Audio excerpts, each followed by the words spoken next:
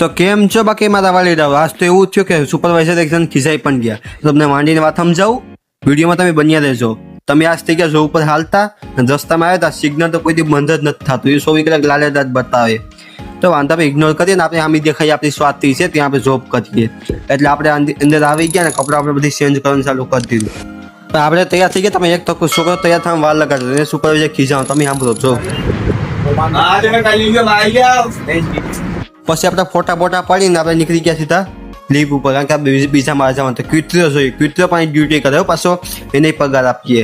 તો લીવ ઉપર હતી, લિફ્ટને નીચે બોલાવી પેલા તો સાપ દબીને બોલાવી, હાથ નતો કર્યો.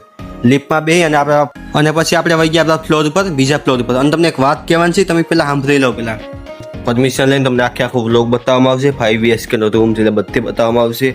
એવા 2 ફ્લેટ છે સિમ્પલ હાઉસના. જોન ના ભૂલતા. બાકી જય દ્વારકાધીશ.